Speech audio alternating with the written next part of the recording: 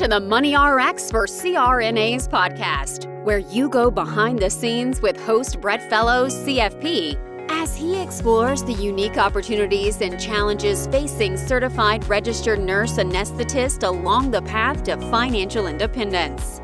In each episode, Brett shares expert insights and actionable advice, equipping you with the tools you need to take control of your financial destiny and retire on your terms. And now, here's your host, Brett Fellows.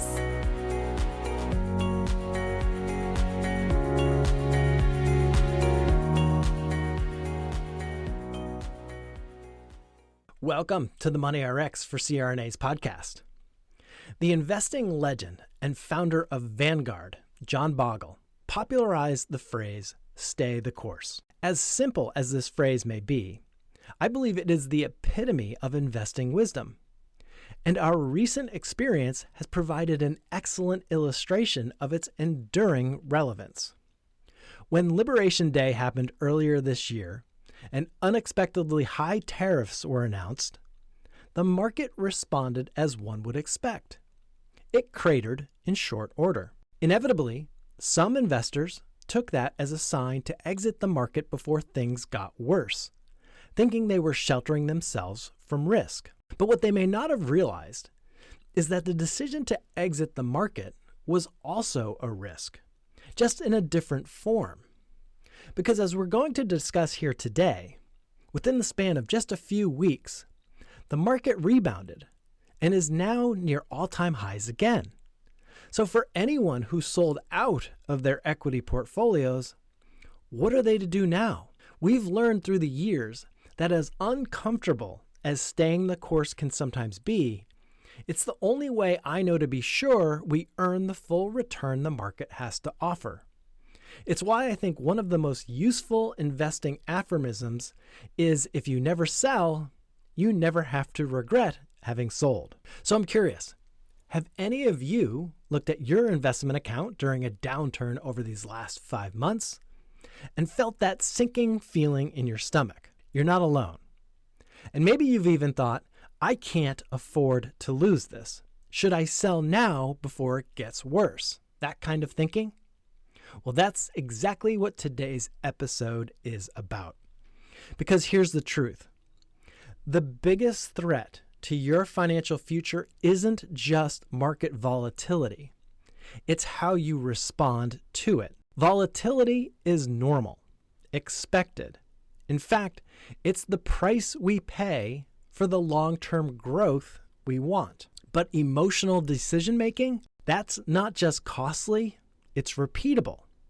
Until we name it and tame it, we're likely to keep making the same mistakes over and over again. So today, we're pulling back the curtain on why your brain might be your portfolio's worst enemy, and how to build habits and safeguards that let you act like a rational investor even when everything in the world feels uncertain. You've worked too hard to let fear drive your decisions. So let's talk about how to stay calm, stay grounded, and most importantly, stay invested. Let's get into it. Let me tell you a story that's deeply personal, and I shared this story in the introduction of my book, Money RX for CRNAs, Secrets and Strategies to Maximize Wealth and Retirement, which of course I'll put a link to in the show notes if you'd like to get an electronic copy. Because this story shaped the way I think about money, investing, and the emotional weight that comes with both. My grandfather wasn't just a relative. He was my hero, my mentor. He was a steady force who always seemed to have everything under control. The kind of man who built not just a life, but a legacy. He built a multi-million-dollar fortune, largely concentrated in Wachovia Bank stock. That one holding funded the kind of life many families only dream of. We had a vacation home. College was covered for the grandkids.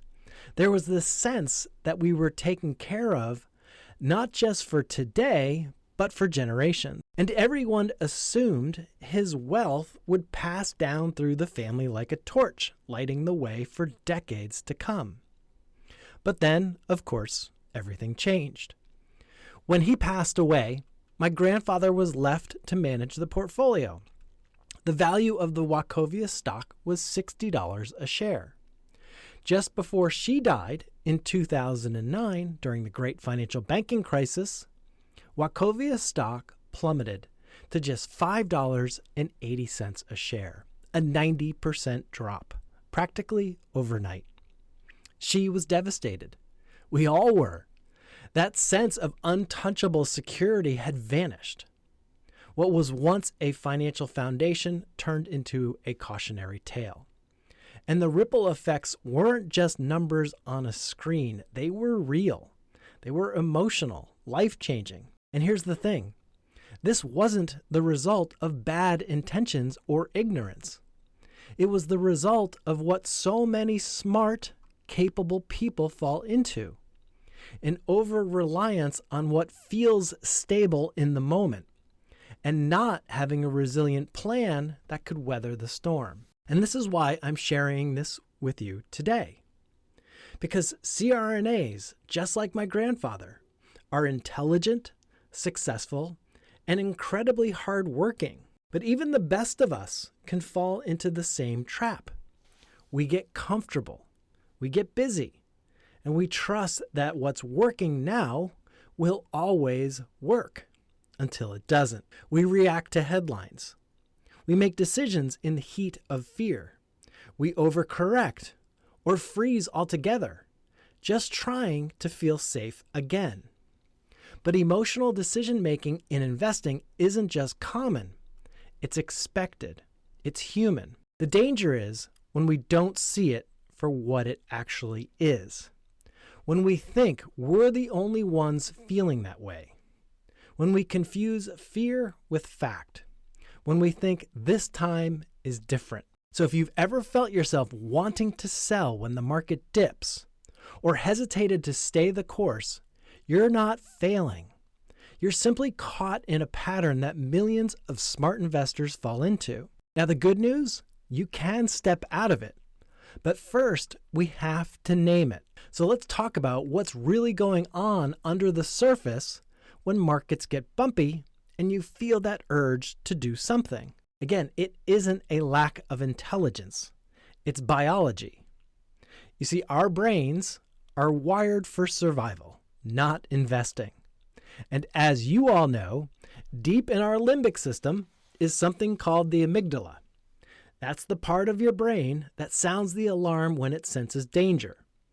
And it doesn't know the difference between a bear market and a bear in the woods. Danger is danger.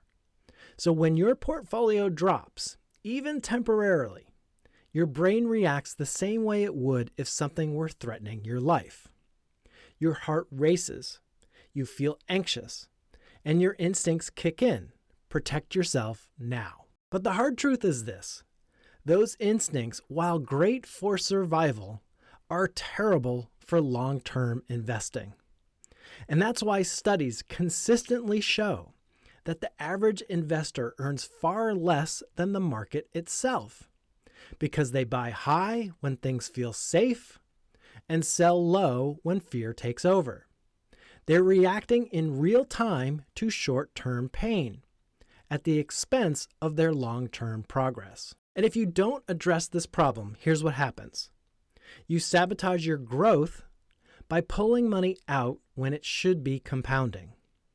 You miss the rebounds, which historically happen quickly and without warning. And over time, you fall short of your goals. Not because you didn't earn enough, but because you let fear make your decisions for you. So it's not just lost dollars. It's lost time, lost opportunity, and lost confidence. Think about it.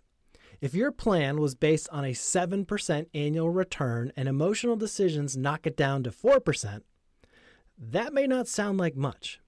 But over 20 or 30 years, that gap could mean the difference between retiring with freedom or retiring with fear. And I'm not telling you this to scare you, but to wake you up. Because this is fixable, but only if we name the pattern for what it is and then put systems in place to protect you from your own worst impulses. And that's exactly what we're going to talk about next. When the markets get rocky, and they will again, you're going to have two choices. You can try to manage it all on your own.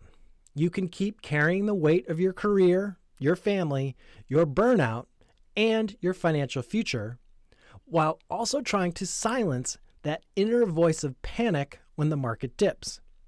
You can keep reading the headlines, checking your accounts late at night, wondering if you should just pull the plug just in case. But let's be honest. Where has that gotten most people? More stress, more doubt, more emotional decisions that quietly chip away at their long-term success. Or you can decide to work with someone who will help you step off the emotional roller coaster. Someone who's not inside your brain, who's not influenced by fear or fatigue. Someone who can calmly guide you with a disciplined long-term strategy and say, we planned for this. Let's stay the course. Because here's what's true. You can't be the pilot and the air traffic controller in your financial life. When turbulence hits, you need someone you trust to help navigate, not just to avoid danger, but to keep you on track for your destination. And that's what a professional advisor offers. Not a magic formula or a market prediction, but protection from the biggest threat to your success, you in panic mode. So yes, this is about your investments, but it's really about something deeper. It's about breaking the cycle. It's about refusing to let fear dictate your future. And it's about choosing expert guidance over isolated guessing. Because the longer you try to muscle through this on your own, the more likely you are to repeat the very patterns that leave you stuck, stressed, and behind. But when you partner with someone who's grounded, experienced, and always looking out for your future, you're not just investing smarter. You're living with more peace, clarity, and confidence.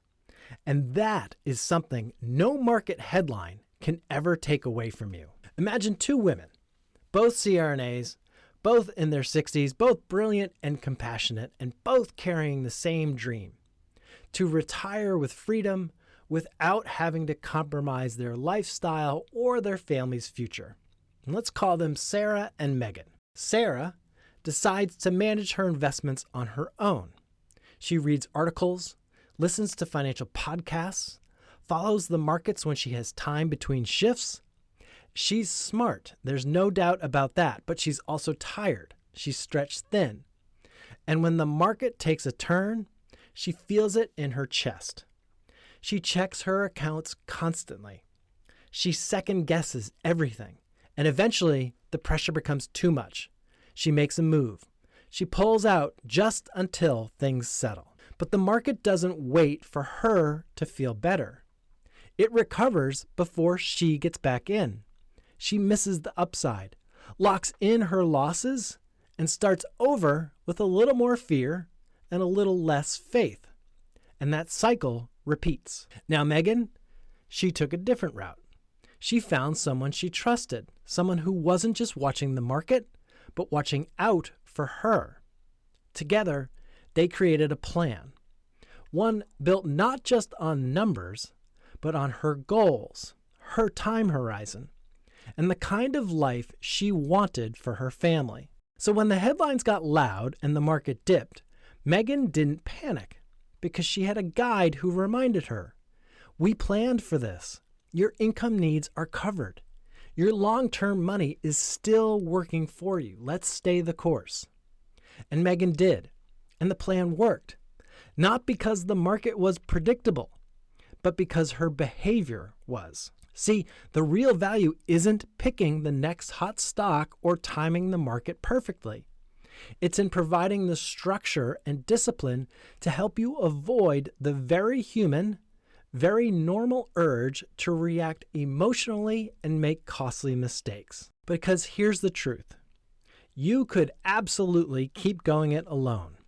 You could keep getting swept up in every new crisis, reacting out of fear and wondering why it feels like you're never really getting ahead.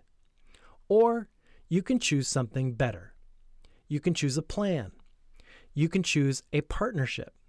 You can choose to stop guessing and start growing on purpose. The choice is yours, but your future will reflect whichever path you pick. So for any CRNA who has ever made a financial decision out of fear, your takeaway message is clear. There is a better way. It starts with a clear, disciplined plan that's aligned with long-term goals. And it continues with a trusted guide, someone who provides structure, accountability, and calm in every kind of market. Again, this isn't just about picking the right funds. It's about protecting what matters most: the ability to build lasting wealth, live with confidence, and retire on your own terms. Because without that support, the cycle continues. Reaction, regret, repeat. But with the right partnership, that cycle ends, and a new one will begin, one marked by clarity, calm, and confident progress. The next step is simple: schedule a call. Ask the questions. Explore what's possible with the right plan and the right guide by your side. And we'll see you next time on the Money RX for CRNAs podcast.